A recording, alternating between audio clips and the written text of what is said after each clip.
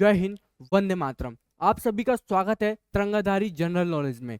हम ऐसे important videos इस चैनल के माध्यम से आप तक पहुंचा रहे हैं। तो सबसे पहले आपका काम है इस चैनल को सब्सक्राइब कर लेना और बेल आइकन को दबा लेना, ताकि जो भी हमारी वीडियोस अपलोड हो सबसे पहले आपके पास उसकी नोटिफिकेशन जाए। इस वीडियो के माध्यम से हम जानेंगे भारत सरकार की इंपॉर्टेंट योजनाओं के बारे में, जो कि सभी गवर्नमेंट एग्जाम के लिए इंपॉर्टेंट होने वाली है। तो पूरे वीडियो तक बने रहें और देखते रहें ये वीडियो को।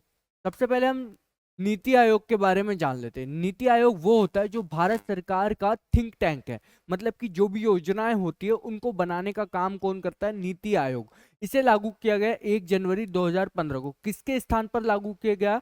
योजना आयोग के स्थान पर किया गया। इसका काम है नीति निर्माण में राज्यों की भागीदारी को बनाना, कि कौन सा राज्य क्या करेगा, कोई भी नीति किस तरीके से चलेगी, जो भी होती नीति के जो किस प्रकार के चरण होते हैं उसके ऊपर सारा काम नीति आयोग के माध्यम से होता है। अब योजना आयोग की स्थापना कब हुई वो मुझे कमेंट में आप लोग बताएं। अगला देखते हैं हृदय योजना के बारे में। Heritage city development and augmentation योजना। इसको लागू किया गया 21 जनवरी 2015 को। इसकी विशेषता यह है कि ऐतिहासिक शहरों का विकास इसमें शामिल किया गया। सांस्कृतिक धरोहर जो हमारे यहाँ पर है उनका संरक्षण इसमें शामिल है। बुनियादी सुविधाओं का सुधार इसमें किया गया इस योजना के माध्यम से। अगला देखते हैं बेटी बचाओ बेटी पढ़ाओ। इस शब्द को ही बहुत ही ज्यादा संवेदनशील शब्द है और ये बहुत जरूरी योजना है, क्योंकि हमारे देश में जो बेटियां हैं उनको इतिहास से पिछड़ेपन पे रखा गया है। इतिहास ही उनका ऐसा रहा कि उन्हें गर्भ में ही मार दिया जाता था, उन्हें शिक्षा से दूर रखा गया। इन्हीं सब को सुधार करने के लिए हमारी भारत सरकार द्वारा 22 जनवरी 2015 को बेटी बचाओ बेटी पढ़ाओ योजना चलाई गई, जिसका उद्देश्य रहा कि बालिकाओं के शिक्षा को और उनके अस्तित्व को सुरक्षित रखना और शिक्षा को बढ़ावा देना, इसका लक्ष्य रखा गया बेटी बचाओ बेटी पढ़ाओ योजना। अगला देखते हैं सुकन्या समृद्धि योजना। ये 22 जनवरी 2015 को ही लागू की गई। इसकी विशेषता ये रही कि बालिकाओं के भविष्य के लिए बचत योजना करना और टैक्स में छूट के साथ उच्च ब्याज दर में बढ़ोतरी करना, इस तरीके से इसको शामिल किया गया। ये योजना बेटी बचाओ बेटी पढ़ाओ के अभियान के अंतर्गत ही शुरू की गई है। अगला देखते हैं मुद्रा योजना। 8 अप्रैल 2015 को इसे लागू किया गया। इसकी विशेषता है कि लघु और सूक्ष्म उद्यमियों को बिना गारंटी ऋण की सुविधा देना। मतलब कि जो भी सूक्ष्म छोटे उद्यमी होते हैं उनको ऋण देना सरकार की इस योजना के अंतर्गत आता है। प्रधानमंत्री द्वारा 10 लाख रुपए तक के ऋण का उपलब्ध कराने का व्यवस्था इसमें की गई है। अगली योजना हम देखते हैं प्रधानमंत्री सुरक्षा बीमा योजना। 9 मई 2015 को इसे लागू किया गया। इसकी विशेषता यह है कि 12 रुपए वार्षिक प्रीमियम में 2 लाख तक का लाभ इसमें पाया जा सकता है। दुर्घटना के कारण मृत्यु हो जाती है या विकलांगता होने पर वित्तीय सुरक्षा हमें मिलती है, वित्त मिलता है, लेकिन इसके लिए क्या करना होगा? 12 रुपए हर वर्ष भरना पड़ेगा आपको। अगला देखते हैं अटल पेंशन योजना। ये बुजुर्गों के लिए चालू की गई ये बहुत ही महत्वपूर्ण योजना है सरकार के द्वारा। 9 मई 2015 को इसे लागू किया गया। इसमें 18 से 40 वर्ष की आयु के सभी भारतीय नागरिक इसमें शामिल हो सकते हैं। 60 वर्ष की आयु में 1000 रुपए से 5000 रुपए तक के बीच की एक निश्चित मासिक पेंशन मिलेगी जब आप बुजुर्ग हो जाओगे, 60 वर्ष के आयु के हो जाओगे। तो ये बहुत ही ज्यादा इंपॉर्टेंट है बुजुर्गों, क्योंकि बुजुर्ग में किसने क्या देखा है किसी को नहीं पता। कौन अपने परिवार को घर में रख पाएगा, कौन बेटा अपने माता पिता को अपने साथ रख पाएगा, क्योंकि कई बुजुर्गों को वृद्धाश्रम छोड़ दिया जाता है। इस योजना का लाभ ये रहेगा कि जो पैसे आएंगे वो खुद ही अपने पास रख पाएंगे जो लोग हैं। प्रधानमंत्री जीवन ज्योति बीमा योजना। इसे लागू किया गया 9 मई 2015 को। इसकी विशेषता यह है कि 436 रुपए सालाना प्रीमियम पर 2 लाख जीवन का बीमा कवर इसमें किया गया है। 18 से 50 वर्ष की आयु के बचत खाता धारक पात्र है। मतलब जो 18 से 50 वर्ष के लोग हैं वो इसमें शामिल हो सकते हैं। अगला देखते हैं उस्ताद योजना।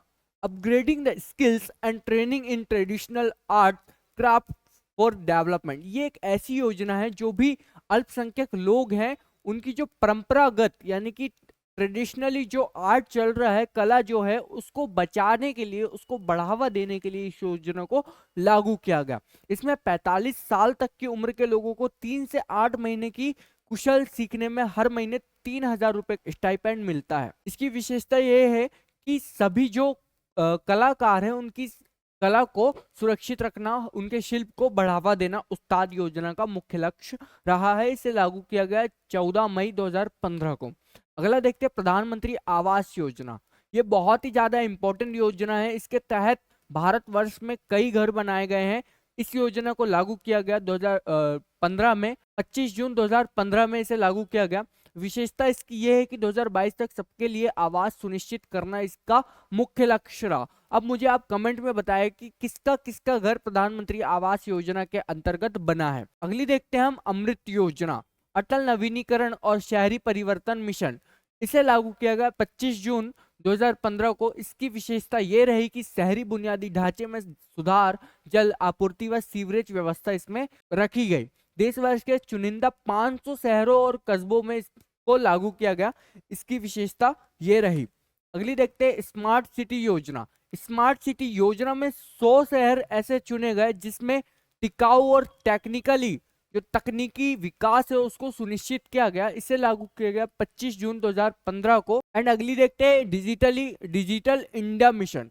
इसे लागू किया गया 1 जुलाई 2015। आज हम देख रहे हैं कि हर चीज डिजिटली आपको देखने को मिलती है। हर काम डिजिटली हो रहा है, पेपरलेस वर्क किया जा रहा है। पेपर का प्रिंटेड जो भी चीज है उसको कम किया जा रहा है ताकि पर्यावरण संतुलन बना रहे। क्योंकि पर्यावरण में जब संतुलन तभी बनेगा जब पेपर लेस चीजें चलेगी और डिजिटली वर्क चलेगा। और इंटरनेट की पहुंच बढ़ाई गई है, लेकिन फिर भी 5G नेटवर्क है और भी, लेकिन इससे भी ज्यादा इंटरनेट के कारण भी पर्यावरण में समस्या उत्पन्न हो रही है। कई सारी बीमारियां होती है और जो किरणें होती है वो पक्षियों को प्रॉब्लम क्रिएट करती है। तो फायदा है नुकसान है दोनों चीजें। बट लेकिन डिजिटली इंडिया मिशन डिजिटली करने का सारा व्यवस्था इसमें आज हर कोई बैठे बैठे सबको अपनी पहुंच से कनेक्ट हो पा रहा है। जैसे हम आपसे कनेक्ट हो पा रहे हैं वैसे ही। अगला देखते हैं skill India mission. Skill India mission का लक्ष्य रहा कि जो भी व्यक्ति है, जो भी लोग हैं, जो भी युवाएं हैं, उनको क्या देना, ऐसा शिक्षण देना, प्रशिक्षण देना। प्रशिक्षण का मतलब होता है ट्रेनिंग देना जिसके कारण वे रोजगार को प्राप्त करने के लिए योग्य बने। इसका नारा यह रहा कि कौशल भारत कुशल भारत। जो भी स्किलफुल रहेगा, यदि स्किलफुल इंडिया रहेगा तो वो अच्छा इंडिया बनेगा। तो इसका लक्ष्य ये रहा। 15 जुलाई 2015 को इसे लागू किया गया। अगला देखते हैं दीनदयाल उपाध्याय ग्राम ज्योति योजना। ज्योति मतलब कि बिजली से रिलेटेड ये योजना है। आप इसे ऐसे याद रख सकते हैं, ज्योति का मतलब होता है प्रकाश या फिर बिजली, तो इसी का मतलब से आप याद रख सकते हैं। इसे लागू किया गया 25 जुलाई 2015 को। ग्रामीण क्षेत्रों में 24 घंटे 7 दिन बिजली की पूरी व्यवस्था करना इसका प्रमुख लक्ष्य रहा। अगला देखते हैं नई मंजिल योजना। 8 अगस्त 2015 को इसे लागू किया गया। अल्पसंख्यक युवाओं के लिए शिक्षा और कौशल प्रशिक्षण करना इसका मुख्य लक्ष्य रहा। अगला देखते हैं सहज योजना, जो एलपीजी के कनेक्शन से रिलेटेड है। इसकी कनेक्शन की प्रक्रिया को ऑनलाइन किया गया। ऑनलाइन रजिस्ट्रेशन की इसमें व्यवस्था की गई। डिजिटली भुगतान कर सकते हैं, ऐसी व्यवस्था इसमें की गई सहज योजना के अंतर्गत। इसे लागू किया गया 30 अगस्त 2015 को। अगला देखते हैं स्वावलंबन स्वास्थ्य योजना। इसे लागू किया गया 21 सितंबर 2015 को। इसमें विशेषता यह रही कि गरीब वर्ग को स्वास्थ्य सुरक्षा के लिए बीमा सुविधा इसमें दी गई। 18 से 65 वर्ष की आयु के दिव्यांगजन इसका लाभ उठा सकते हैं। जिनकी वार्षिक आय क्या हो 3 लाख रुपए प्रति वर्ष से कम है, वे भी इसका लाभ उठा सकते हैं। स्वावलंबन स्वास्थ्य योजना। अगली देखते हैं मेक इन इंडिया, यानी कि इंडिया में बनाने के लिए उद्देश्य से जो भी चीजें हैं इंडिया में बने उसके उद्देश्य से इस योजना को लागू किया गया। 25 सितंबर 2014 को इसे लागू किया गया। इसकी विशेषता ये रही कि घरेलू विनिर्माण क्षेत्र को बढ़ावा देना और जो भी इन्वेस्टमेंट है उसे इंडिया में ही करना। क्योंकि इंडिया में अगर इन्वेस्टमेंट होगा तो हमारा एक्सपोर्ट बढ़ेगा, हमारा उत्पादन बढ़ेगा। एक्सपोर्ट बढ़ेगा तो हमारे पास विदेशी करेंसी आएगी, हमारे इंडिया की वेल्थ, हमारे इंडिया की ताकत बढ़ेगी, इकोनॉमिक ताकत बढ़ेगी। तो इस कारण से मेक इन इंडिया को लागू किया गया 25 सितंबर 2014 को। अगला देखते हैं इम्प्रिंट योजना। इम्प्रिंट इंडिया योजना, इसका फुल फॉर्म है impacting research innovation and technology. इसका मतलब है, मैं आपको सबसे पहले यहाँ पर कंफर्म करना चाहूंगा कि रिसर्च यानी कि किसी भी चीज की खोजबीन करना, उसके ऊपर काम करना। और नवाचार का मतलब होता है, इनोवेशन का मतलब होता है किसी भी चीज की जो इन्वेंट हो चुकी है, जो आविष्कार हो चुकी है, उसको और तरीके से अच्छे से डेवलप करना। फॉर एग्जाम्पल, एक छोटा सा फोन होता है डब्बे वाला, जिसमें 1 रुपए का आप सिक्का डालकर पहले के समय पे बात किया करते थे। अब स्मार्टफोन हो चुका है, टीवी उसमें चल सकती है, कंप्यूटर का वर्क कर सकते हैं, ऑनलाइन पढ़ा सकते हैं, मल्टीपल वर्क कर सकते हैं एक फोन के माध्यम से। तो धीरे धीरे बढ़ा, कैसे बढ़ा? एक डब्बा था, कीपैड आया, कीपैड के बाद touch screen I, touch screen के बाद स्मार्टफोन आए, एप्पल आए, मल्टीपल कैमरा उसमें फिट कर दिए। तो इनोवेशन का मतलब ही ये होता है। टीवी में भी ऐसे हुआ। तो ऐसे करके इनोवेशन होते हैं। स्मार्ट बोर्ड्स आ गए, कई तरीके की चीजें आ चुकी है। इनोवेशन का मतलब ही होता है नवाचार करना, यानी कि उसमें नई चीजें जोड़ना। तो इस उद्देश्य से इस योजना को लागू किया गया। कब? 5 नवंबर 2015 को। अगला देखते हैं, स्वर्ण मौद्रीकरण योजना लागू कब किया गया? 5 नवंबर 2015 को इसे लागू किया गया। और जो भी घरों में रखे सोने हैं उनको बैंकों में जमा करके हम ब्याज प्राप्त कर सकते हैं, ऐसी सुविधा सरकार के द्वारा प्रदान की गई। उदय योजना, उदय योजना भी बिजली से रिलेटेड है और 5 नवंबर 2015 को इसे लागू किया गया। बिजली वितरण कंपनियों की वित्तीय स्थिति में सुधार करने के लिए इसे लागू किया गया और सभी को सस्ती और सही से बिजली मिले, इसका मुख्य लक्ष्य रहा।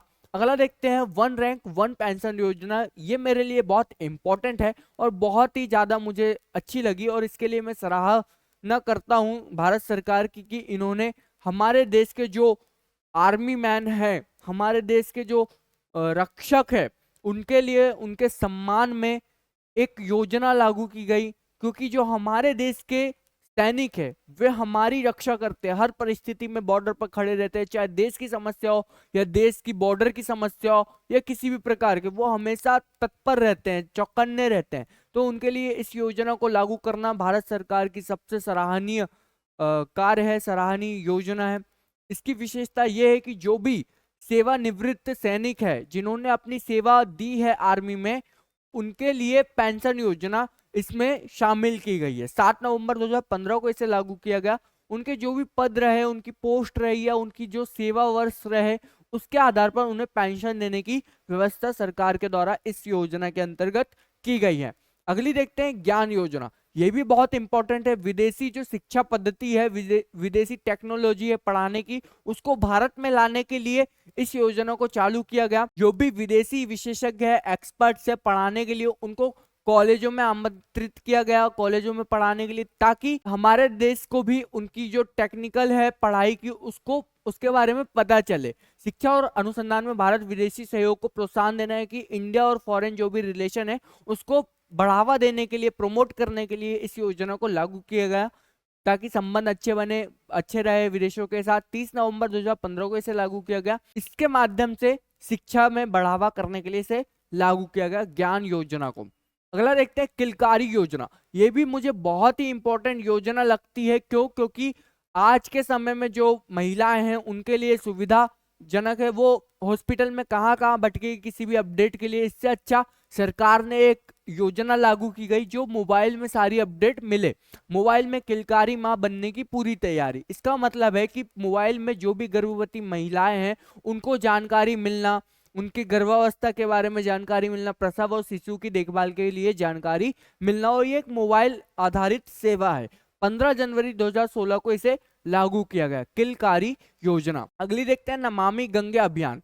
भारत की राष्ट्रीय नदी गंगा नदी, माँ गंगा, ये बहुत ही इंपॉर्टेंट रखती है। भावनात्मक रूप से भी जुड़ी है, आध्यात्मिक रूप से भी जुड़ी है, धार्मिक रूप से भी जुड़ी है और हमारे लिए सामाजिक रूप से भी जुड़ी है।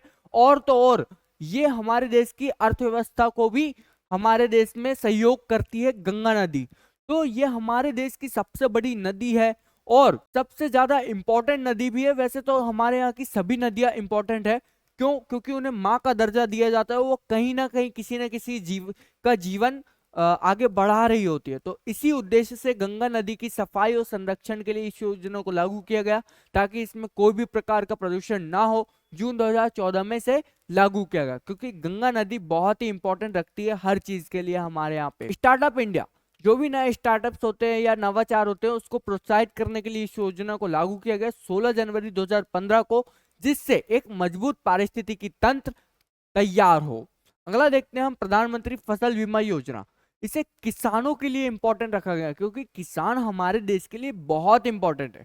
क्योंकि एक किसान एक फसल को अपने बच्चे की तरह पालता है और फिर उसे बड़ा करता है। अगर वो किसान की फसल बर्बाद हो जाए तो फिर उसके लिए एक बेटे के खोने जैसा होगा। इसलिए वो अपनी फसल का ध्यान रखता है, सब कुछ करता है, और ऐसे में कोई परेशानी आके फसल बर्बाद हो जाए तो उसको मुआवजा देने के लिए इस योजना को लागू किया गया। यदि प्राकृतिक आपदाएं आती है, जैसे ओलावृष्टि होती है, सूखा पड़ जाता है या अकाल पड़ जाता है या कीटों के कारण फसल बर्बाद हो जाती है, तो किसानों को सरकार के द्वारा वित्तीय सुरक्षा प्रदान की जाएगी। 18 फरवरी 2016 को इसे लागू किया गया, किसान फसल बीमा योजना को। अगला देखते हैं सेतु भारतम परियोजना। ये भी मुझे मुझे बहुत अच्छी योजना लगती है सरकार की। क्यों? क्योंकि जो भी हमारे नेशनल हाईवेज होते हैं या राष्ट्रीय राजमार्ग होते हैं, उसमें से ट्रेन अगर गुजरे तो वो बाधित हो जाते हैं। कई लोग वहां से ट्रेवल कर रहे होते हैं तो ट्रेन भी गुजरे तो फिर फाटक लगता है, फाटक के कारण वहां पर इंतजार करना पड़ता है वाहनों को, तो ऐसे कई गतिविधि रुक जाती है हमारे देश की वाहनों की। तो उसको बचाने के लिए क्या किया गया है, यहाँ पर उनके ऊपर से हाईवे निकाल दिया गया और नीचे से ट्रेन को गुजार दिया गया या फिर बना दिया गया, पुलों का निर्माण कर दिया गया, जिससे क्या हुआ, क्रॉसिंग समाप्त कर दिया गया कि क्रॉसिंग के लिए आपको रुकना नहीं पड़ेगा, वहां से आप सीधे गाड़ी आगे निकाल सकते हो। और जो भी सड़क दुर्घटनाएं हैं, ट्रेन से टक्कर हो जाती है या फिर कई तरह की समस्याएं उत्पन्न हो जाती है, उन सबको रोकने के उद्देश्य से इस योजना को लागू किया गया। कब किया गया? 4 मार्च 2016 को किया गया इसे। अगला देखते हैं हम स्टैंड अप इंडिया योजना। ये भी बहुत इंपॉर्टेंट योजना है हमारे देश के ऐसे लोगों के लिए जो कि इतिहास में बहुत ज्यादा पिछड़े रहे, उनके साथ ऐतिहासिक भेदभाव हुआ, ऐतिहासिक कई समय से उन्होंने झेला है। अनुसूचित जाति, अनुसूचित जनजाति, उनको प्रोत्साहित करने के लिए, उनको समाज की मुख्य धारा में लाने के लिए या उन्हें व्यवसाय के गुण सिखाने के लिए, आत्मनिर्भर बनने के लिए इस योजना को लागू किया गया। कब किया गया? 5 अप्रैल 2016 को। एसटी, एससी, इन सभी के लिए महिला उद्यमियों को बैंक ऋण सुविधा प्रदान करके उनको व्यवसाय के क्षेत्र पर आत्मनिर्भर बनाने का मदद करना इसका मुख्य उद्देश्य रहा। किस योजना का? स्टैंड अप इंडिया योजना का। अगला देखते हैं ग्रामोदय से भारत उदय अभियान। ग्राम हमारे देश की सुंदरता, संस्कृति, सभ्यता या कहें सारे गुण गांवों में बसे हैं, बस वहां पर कुछ सुविधाएं नहीं पहुंच पाती, जिस कारण से वहां के लोग पिछड़े रहते हैं। स्कूलों में सही से शिक्षा नहीं पहुंच पाती या फिर वहां से बिजली, बहुत सारी मल्टीपल समस्याएं हैं गांव की। लेकिन गांव में ही संस्कृति है, गांव में ही विकास है, गांव में ही सोच है, गांव में ही क्षमता है, सक्षमता है। वहां के लोग इतने ज्यादा कर्मठ होते हैं, मेहनती होते हैं गांव के। कभी आप गांव जाए, आप कौन से गांव से देख रहे हैं इस वीडियो को कमेंट जरूर करके हमें बताएं। तो इस योजना को 14 अप्रैल 2016 को लागू किया गया। और एक ऐसे महान व्यक्ति का नाम बताएं जिनका जन्म दिवस 14 अप्रैल को ही आता है, जो भारत के लिए बहुत ज्यादा इंपॉर्टेंट रखते हैं। इसकी विशेषता क्या रही? ग्रामीण विकास और पंचायती राज को मजबूत बनाना। पंचायती राज व्यवस्था जिसमें पंचायत, ग्राम पंचायत आती है, पंचायती समिति आती है, जिला परिषद इत्यादि आते हैं, ये सब आते हैं। तो इन सबको मजबूत बनाना, एक तरीके से शासन तंत्र अच्छा चले, सभी के लोगों को जागरूक हो, लोगों में टेक्नोलॉजी के प्रति जानकारी हो, तो इस तरीके की व्यवस्था इस योजना के अंतर्गत करने की लक्ष्य रखा गया है। 14 अप्रैल 2016 को इसे लागू किया गया।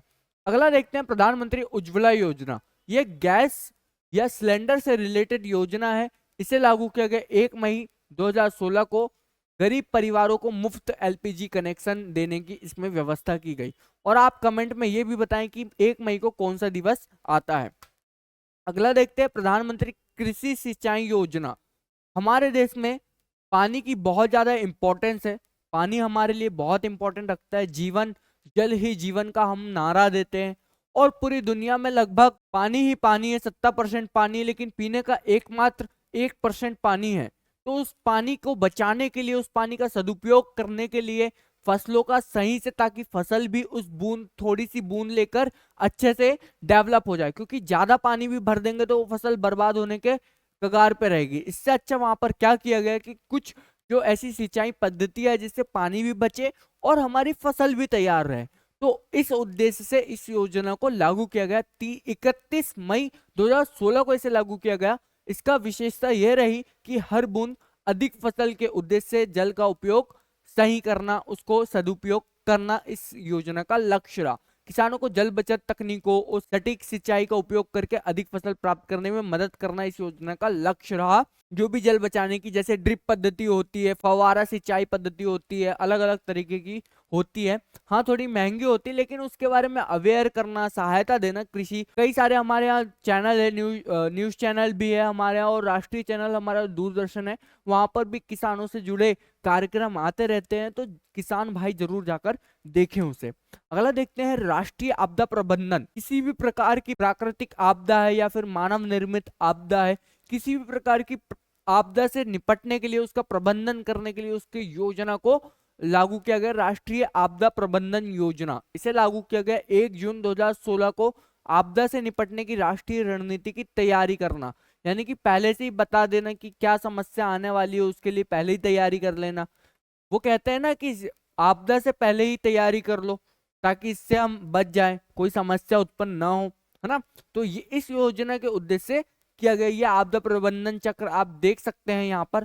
पूर्व तैयारी कर लेना, पहले ही तैयारी कर लेना, फिर आपदा आ जाए, फिर उसके बाद तत्काल राहत बचाव देना, यानी कि आपदा आ गई, अब इसके बाद तत्काल क्या प्राथमिक चीजें क्या है। फॉर एग्जाम्पल कहीं बाढ़ आ जाती है, और बाढ़ ना आए इससे पहले क्या करना, पानी को नियमित रूप से जाने देना या फिर बचा देना, नदी का फ्लो बना देना, अलग अलग तरीके की इसकी तैयारियां होती है। यदि फिर भी बाढ़ आ जाती है तो बाढ़ आ गई, उसके बाद क्या करना है, वहां के लोगों को बचाना, या फिर नदी को डाइवर्ट करना, या फिर उस पानी को सही जगह लगाना, फिर से लोगों को बताना। फिर से आता है कि जो लोग रह गए उनको फिर से बसाना कहीं अच्छी जगह पर, उनको व्यवस्था करना, या फिर उस नदी से जो त्राही आई है बाढ़ से, उसको फिर से डेवलप करना, क्योंकि बाढ़ हमेशा तो नहीं चलेगी ना, कि बाढ़ आ गई तो वो चलते रहेगी, ऐसा नहीं है, वो थमेगी भी।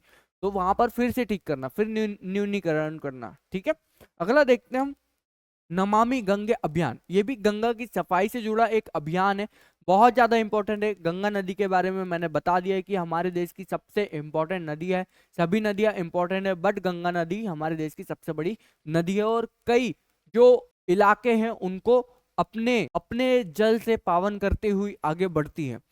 लागू तिथि इसकी है 7 जुलाई 2016 को इसे लागू किया गया। गंगा नदी के पुनरुद्धार और प्रदूषण नियंत्रण की योजना है ये। अगला देखते हैं गैस फॉर इंडिया। ये 6 सितंबर 2016 को इसे लागू किया गया। देश भर में पाइप गैस वितरण का विस्तार किया गया इसके अंतर्गत। अगला देखते हैं उड़ान योजना। उड़ान योजना जो देश के अंदर जो दूरवर्ती क्षेत्र है उसमें एयर कनेक्टिविटी को बढ़ाना, यानी कि एयरलाइंस को बढ़ाने के उद्देश्य से लागू किया गया। 21 अक्टूबर 2016 को लागू किया गया इसे। सौर सुजला योजना, इसमें किसानों के लिए इंपॉर्टेंट है ये योजना, क्योंकि इसमें सौर जो पैनल है उनको पानी की जो सिंचाई तकनीक है उससे रिलेट कर देना, यानी कि जो भी बिजली उत्पादित होगी वो मोटर चलते रहेगी, क्योंकि बिजली जरूरी नहीं है, बिजली सोलर ऊर्जा से बनेगी और वो सिंचाई होते रहेगी। तो 1 नवंबर 2016 को इसे लागू किया गया। अगली देखते हैं प्रधानमंत्री युवा योजना। इसे लागू किया गया 9 नवंबर 2016 को। उद्यमिता को बढ़ावा देने के लिए प्रशिक्षण और सहायता देने के लिए इसे लागू किया गया। अगली देखते हैं भीम ऐप, बहुत ज्यादा इंपॉर्टेंट है। Bharat interface for money mobile application, 30 दिसंबर 2016 को इसे लागू किया गया डिजिटल भुगतान के लिए। इससे ऑनलाइन पेमेंट होती है। तो थैंक्स फॉर वॉचिंग। ऐसी ही योजना मैं और भी लाऊंगा। अभी जो इम्पोर्टेंट थी उसको मैंने कवर किया, और भी जो आएगी उसके लिए आप चैनल को सब्सक्राइब कर लीजिए। आई होप आपके लिए हेल्पफुल रही होगी। एंड आपके जो भी क्वेश्चन हो या किसी भी प्रकार के डाउट हो या फिर आपके किसी भी प्रकार के टॉपिक में जानकारी चाहिए हो आपको, तो आप कमेंट जरूर कीजिए एंड हमारे साथ बने रहिए। फिर मिलेंगे। जय हिंद, वंदे मातरम।